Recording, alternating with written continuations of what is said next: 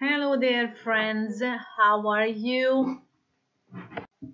So, welcome you to this session with all the illustrations of the slides. This is a presentation which I have given on February 21st on a Rotary Club meeting. And since technical issues, we couldn't show you these slides. So, I want to make sure that you have these. So, let's get started. The road to inner peace. So I use my social media friends to inquire what do they think about what is the road to inner peace, and I have received about in 2 days time like 143 answers, comments, and they were saying all different things: that living without expectations, stop imposing your authority on others, then live honestly, respectfully, and with discipline, and releasing the need to get others' approval of the way you live, or counting your blessings, enjoy your creations, and accept being imperfect among imperfects, or floating with gratitude, ready to go where the wind blows you, or inner peace is when you end the I, the my, the for me things, and the communication is the best way to get inner peace and stop being judgmental and being beginning to dare to sit down in stillness. So among the many important answers, there was one very important one: to live your life without zero grudges, and make sure that you don't keep resentment to anyone and anything in your life. And you have to bury your regrets and make sure that you are no hurtful to anyone, and you living a content life, and also praying and hoping for the best and expecting the worst. So, among those many answers, I could see that there are many people who think that inner peace is on a road which you don't know where it leads to. You may be seeing what's in front of you that you don't see, and it's very, very fearful. And some people may say that the road to inner peace is full of twists and turns, and moreover, it must be a very rocky road, so it's difficult to walk on it. Some people may say that the relationship or your marriage will take you there. So once you get married or once you have a relationship, that you will have inner peace. And moreover, if you have friends and family, they will give you your inner peace. Some people may say that eating an ice cream or something of a food of your favorite will give you your inner peace. And some will say that you must sit down and reflect within yourself to get your inner peace. So, how am I here to speak about this subject? Is because I'm a mentor for those who are ready to build meaning in their lives and to live a life what your inner voice is whispering for you. And for this, we have to clean out all those lot of things out of your mind, and we will be talking about what are those to have your inner peace, because once you have that, you will have visible signs of who you are and why you are here for.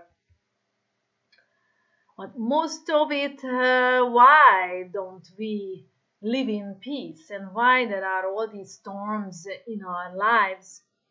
And because we have a so-called restlessness in us. We constantly want something else. We worry, we have anxiety, we are fearful, and we don't realize the fact that this blocks your inner peace.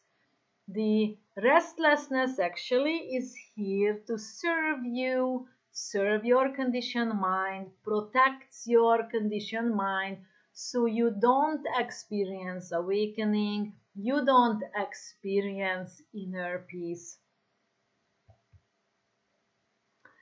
So we all established the fact that calmness leads to inner peace, right? Calmness leads to inner peace. And without calmness, you can't experience inner peace. We all sit there wishing and wanting to have inner peace, and however, we don't get it. So, because we can't calm down and we are constantly restless.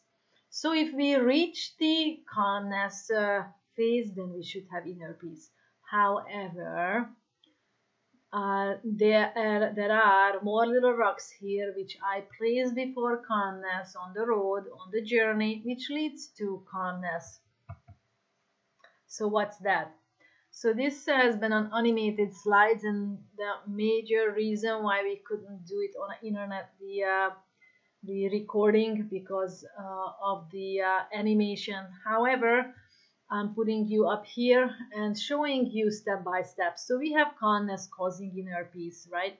So in order for us to have calmness, we have to be able to shift focus. Shift focus to use objective observation. And how can we shift focus? It's a prerequisite that we have to make an effort to sit down. And what's the prerequisite for us, which is making the effort to sit down? That we learn that restlessness have consequences.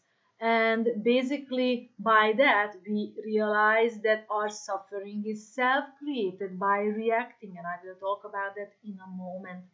And in order for us to realize this too, we have to have enough of our suffering. We have to reach the death door, most people actually do. And they have to realize that they want to live. And they want to live a meaningful life from there onwards. So you see, if you have not touched this point, then you won't be able to walk all the way up to your inner peace. And there were a lot of you saying a lot of human characteristics to have inner peace. So I put them here on the slides so you can see that awareness and acceptance of your own suffering, honestly saying the truth which is within you, is necessary as a foundation. And you have to be ready to be corrected. So once that happens, that you will sit down. You will sit down and you will shift your focus, use objective observation, meaning you're not going to be react to your own thoughts, emotions and feelings, and you will practice so-called equanimity on them. And then you start to feel gratitude for them. You will be practicing diligently. You will persevere on this practice. You will adhere to this practice. You will be disciplined for this. And you will practice your patience, forgiveness, and letting go, being attached to any of these reactions. And then you are going to be practicing your respect for your life and everybody's life, and learn proactive communication, which is coming from your heart. So once that happens, calmness and inner peace takes place, and what happens is you will be able to live a life with pure joy, inner joy, which doesn't need any outside objectives, where you will be able to feel compassion and understanding towards others and wish them well, and live a life of equanimity, which where you feel everything but you don't react, because you understand that those feelings and emotions are not you.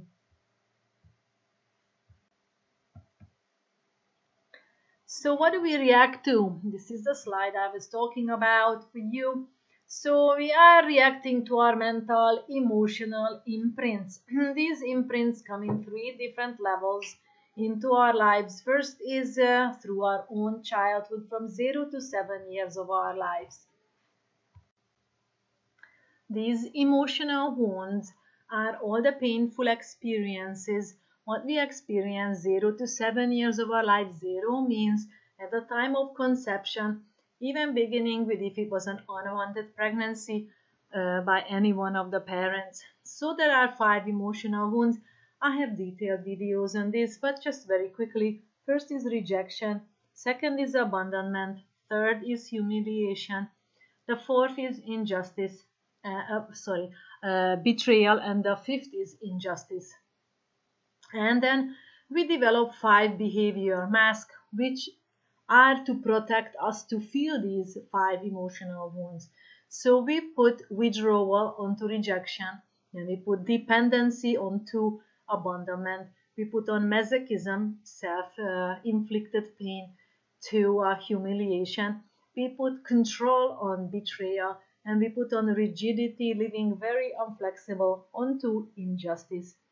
The thing is that we learn these emotional wounds as behaviors ourselves. So we have 5 emotional wounds what we learning as a behavior ourselves. We learn to reject, we learn to abandon, we learn to humiliate, we learn to betray, and we learn to do injustice. With all the 5 behavior masks, we do that to ourselves and towards other people too. But we do get very angry when other people do all that, and reflecting us what we do to ourselves. The second one is generational. So you can look at your parents, grandparents, what they are bringing forward into this family life from their parents, their angers, their unfulfilled desires, their wantings, all their hatreds, their humiliations, and so on and so forth. And then, either you believe it or not, we are installed with many, many past lives, emotional wounds, and imprints. And basically, these are all a collection of us. So to say me and I is very responsible, because you are at the moment a collection of all these emotional wounds and emotional imprints. And these are the emotional imprints which are making sure that you are living in constant inner conflict. Now we are here to talk about, this is a peace conference talking about peace in the world, whereas we know we are full of inner conflicts. And all these inner conflicts are leading to conflicts outside on the world. So it is very difficult to heal these imprints in our lives, because there are 5 opposing powers which are blocking our progress on this journey to accomplish this. So first will be, and then I'm saying these are all powers of the universe, all the negative stuff, which is not you again. Okay, so first is craving, wantings, greediness, wanting always more and more. Second is animosity, aversions, not wanting, hatreds, all the criticisms, all the angers, and the violence. Third is mental, physical lethargy and resentment. So it's all the bad moods, low moods, depressions are here. And the fourth is restlessness, worry, fear, and anxiety. All those feelings which are shaking you inside, so you can't be experiencing calmness. And fifth is doubt, doubt in 16 different levels of your life. So all these are here, and if you look at your life, you will be jumping from one to another, living your emotional wounds, plus being controlled by these opposing powers, basically making sure that you living a life of ignorance. So you have your inner conflicts, which are causing constant outer conflicts and prevents awakening from the ignorant state. So ignorance, let's talk about ignorance at the moment. So what are we ignorant about? What don't we know? So we don't know that there is such a thing of impermanence, that everything changes. We intellectualize about it, that we say that the universal law, the number one universal law, everything is always changing, but we are not applying that to our own feelings and emotions. We don't apply it to our own life situations and feelings and emotions, because they all be created, all are created, then they stay for some times and then they pass away, just like our own life. We were born, we stay for some times, and we will be checking out. And the second one is when we don't know that we identify actually ourselves with our feeling and emotions. How does it look like? So you have a feeling of laziness on you. So instead of saying that I have laziness feeling on me, you say that I am a lazy person. Or if you have anger feeling on you, you will say I'm just an angry person. Or if you have a lot of wantings and wanting feeling on you, then you say I just keep wanting all the time. I am a wanter, a seeker. And then if you are, for example, uh, you have a lot of doubt feeling on you, a lot of restlessness feeling, you will say I'm a doubter, or I am just a worrying person, or I'm just a fearful person.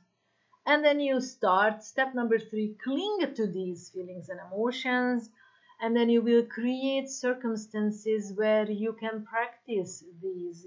You can practice your wantings, cravings, your rejections, your angers, your hatreds, your laziness and depression and resentments, so as depressions, and then so as going forward, so you can practice your worry, anxiety, and your doubts. So all what you know is being controlled by these powers and emotional wounds and all these feelings and emotions, and not knowing that your suffering is because of them, because you constantly react to them, constantly subscribe to them, and being guided by them. And also, the next one is that you don't know that there is a way out of suffering by learning to manage all our feelings and emotions. So I see these slides, you got this little sign on the top of the text box, but I will tell you what's here. So the common management at the moment of a time, you either suppress your feelings and emotions or you express them. You suppress them because you learned in your childhood that you shouldn't be sad. Why should you be sad? You should be so happy. You have 2 parents and you have everything. They are not paying attention to you, but you should be happy. And then you express it because once this escalated in you, the suppressed feelings, it will come out. It will come out as an outburst in any situations where you have someone there who has less power than you or smaller than you. Children and, for example, the lady on the checkout counter. You are reacting to these feelings and emotions by suppressing them and expressing them because you hate their presence. You see, hatred is a reaction, and that's the problem. What the mind is creating immediately will be making this diversions, so-called qualifications, so-called, of your feelings and emotions. So the only way out is, boys and girls, ladies and gentlemen, that you have to sit down, you have to close your eyes. If you keep your eyes open, there's a lot of visual cues and stimulus which will take away your focus, and you won't be able to look within to your emotions and feelings and thoughts, which you have to observe them objectively, like you would be watching clouds on the sky, or watching a movie, for example. So you step back. Once you do that, you just step back and allow everything to happen. You observe impermanence. They come and go. They come, stay for some time, they go. So with that, you cut your ownership and realize that you are not them. Okay? And then you become grateful because you realize all these feelings and emotions served you until now. And then once you made this realization, you will be able to come to the focus, bring your focus of your attention to your nostrils and just feel how the air is touching the entrance of your nostril. If you don't feel that, you may take a few deeper breaths, and you may try that now as I am speaking this. And then come back to natural breathing and feel how the air is touching the entrance of your nostrils. You will find that your mind keeps jumping away every 2-3 seconds. So once that happens, it's no, accept it. It's completely natural. Your mind is conditioned to jump all over the places. You have to keep refocusing smoothly. You just shift back your focus without being angry at yourself, because if you do that, you will be practicing anger, and that's not the focus of this exercise. So let me show you the next slide.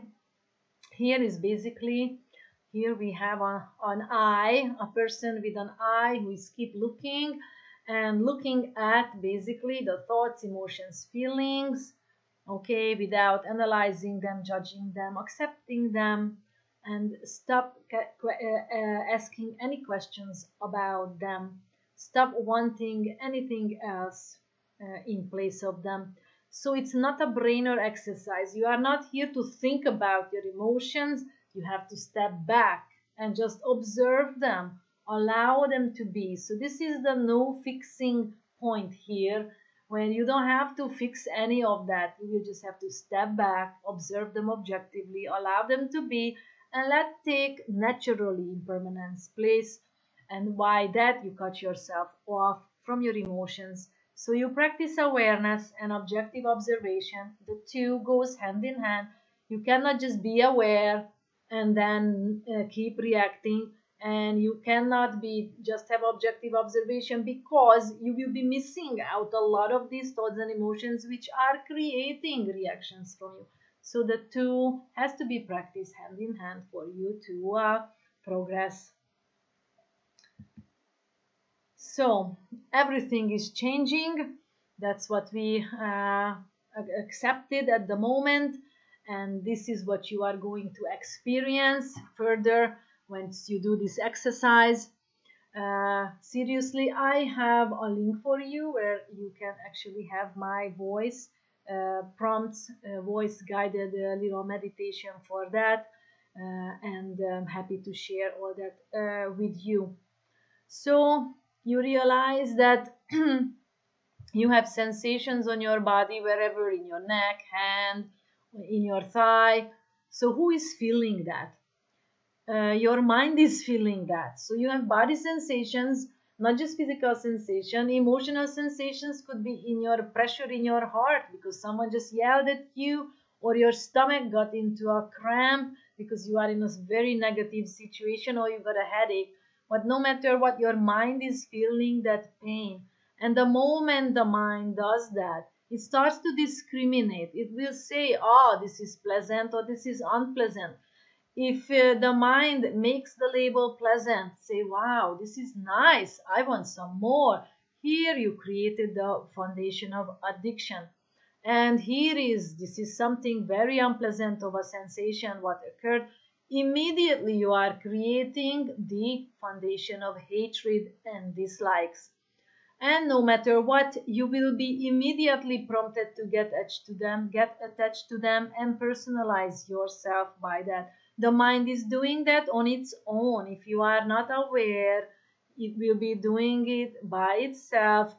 If you are practicing awareness with the previous exercise, the keep refocusing your mind exercise, then you slowly will realize this process within your mind as well. And as long as you do these three things, that you allow your mind to discriminate, and you react to that because you get attached to it, and then you personalize yourself, I am this and that, then you're gonna be keep suffering in your life. So the lasting inner peace comes to your life once you learn not to react to your feelings and emotions and thoughts. You practice equanimity. It doesn't mean that you become a vegetable and you don't feel anything.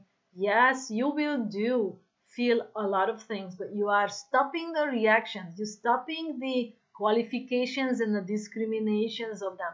It's a journey. It will take a long time over practice, but you will get there. And the more you practice, the more diligent you practice, that you accept the presence of your thoughts, feelings, and emotions, and you learn to become grateful for your life itself without having any conditions to be present, which signifies, signified by every single breath as you take, you staying in the present moment.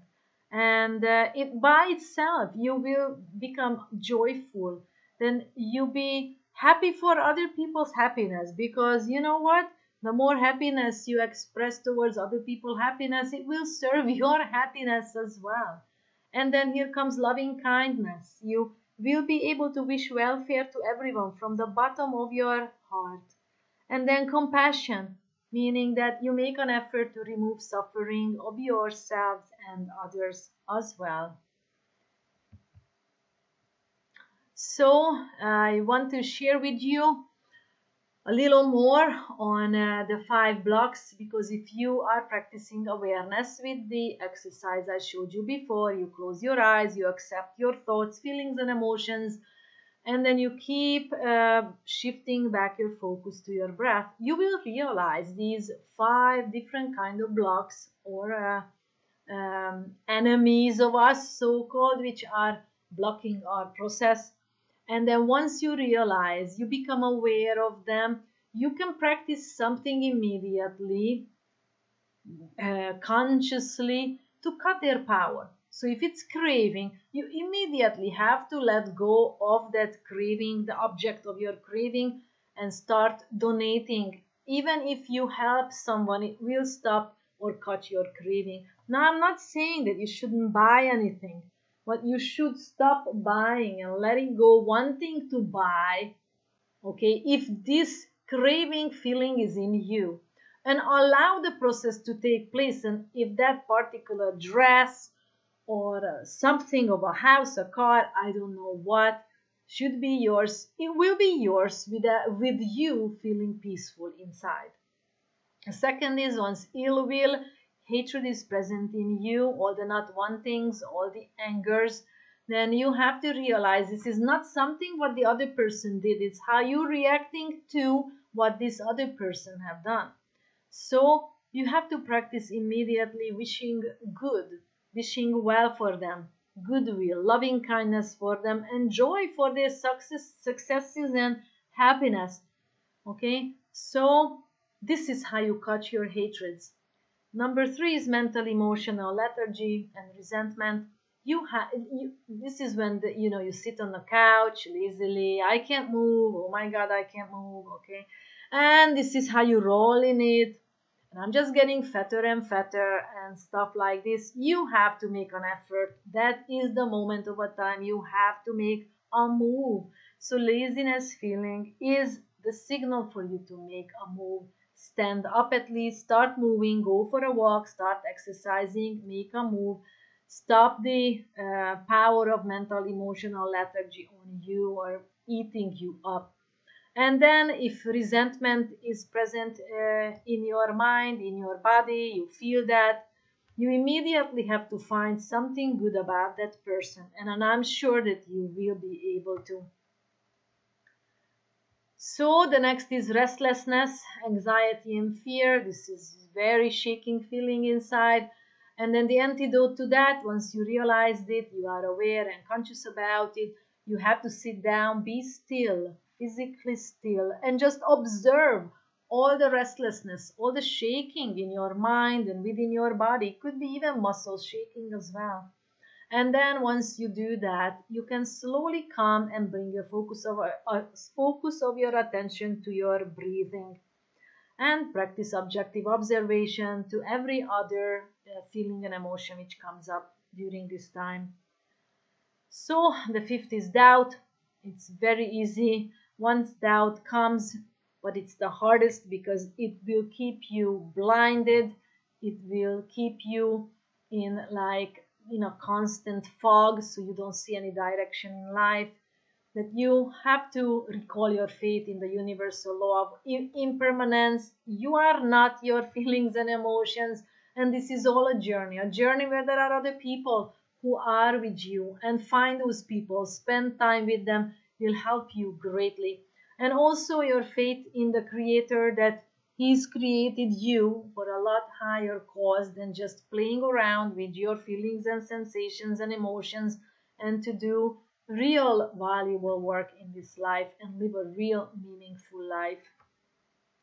If you have any questions about this and you have something to discuss with me personally about these 5 blocks and your emotional wounds, I'm happy to answer you. Please drop me an email. You find my email address here in the comment, and I'm welcome to give a gift session for you and help you. So I want to discuss with you now, show you the worst type of thoughts, because we all say that we have negative thoughts, but we don't actually pinpoint them and we don't call them names. Now we are going to call them names, so you know that they are the worst type of thoughts, which you immediately have to address them. And the first is, once you have wantings in you, you want something and you didn't get it, that's when the biggest anger, frustration comes. Or something happened what you didn't want to happen. Unfulfilled craving and desire, this is, and clinging to these wantings, creating a biggest angers. And then the second group is sensual desires.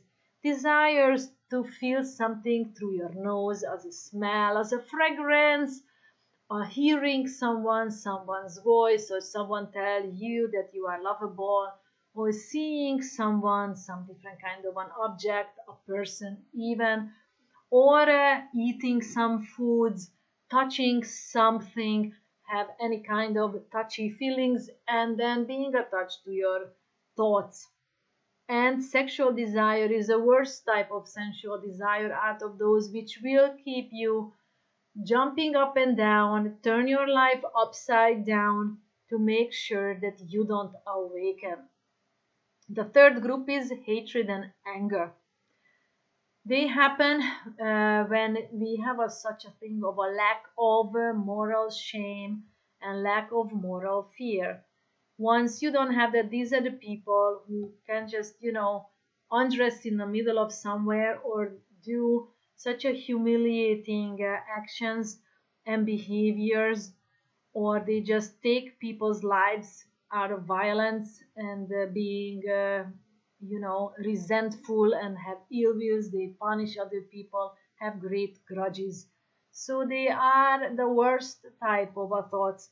And I'm telling you this because please be conscious about this. Either you practice these thoughts to yourself or others, you will be hurting yourself and other people, because once these thoughts come into verbalization, you're going to start talking about it to someone, that how much you hate this and that. You will take an action.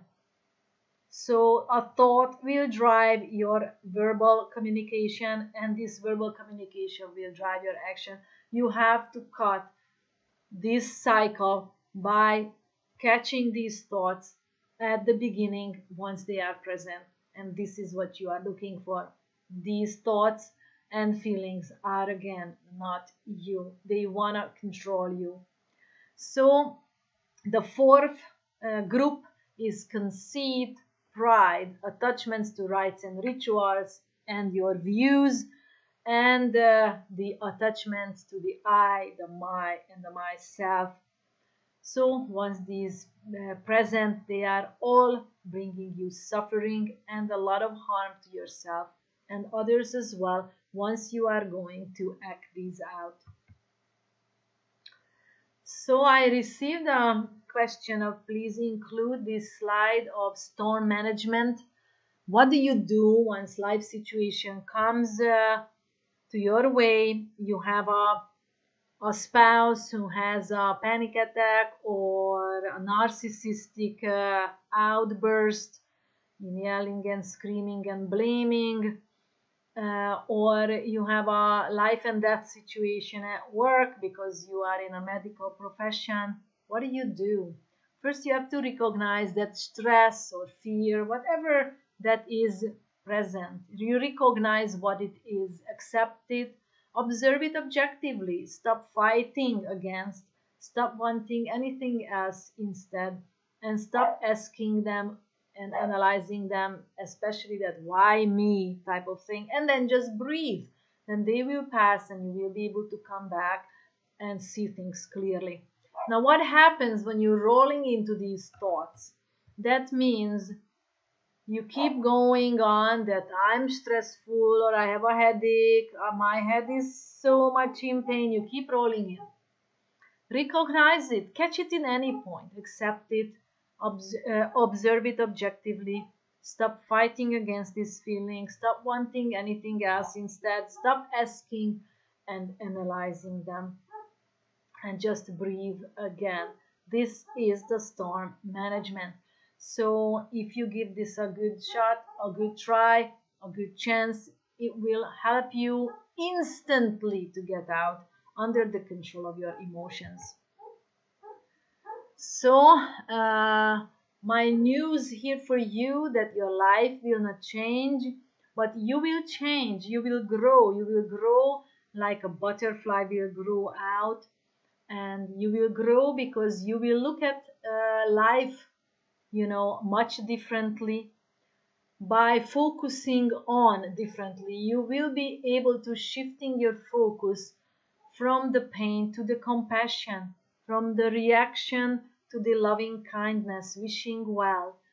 And the whole life will mean a lot different things for you, what it has been meaning for you. So thank you for listening for this little slideshow. I hope you enjoyed it and it brings you a lot of good solutions. You find me, all my social media handles are here. Come like my contents and give me your peace of mind there. Write me your questions. Share my content. Let other people have this great stuff available for their growth, and follow me for that. Make sure you comment, because if you don't comment, algorithm will not show you my next new content. And here is my book, The Secret of Happiness Locked in Your Fears, available for you on Amazon in an ebook form as well. So it's the home version of the Alive program is available for you, which means the Alive program, which helps you to trade your fears in and create the best version of yourself, completely new life. This is the home version of that 3 months program, what I teach in one-on-one for individuals online. So the last thing is last now. Thank you for all the wonderful photos from unsplash.com, and may I wish you to be happy and live a very peaceful life. Thank you.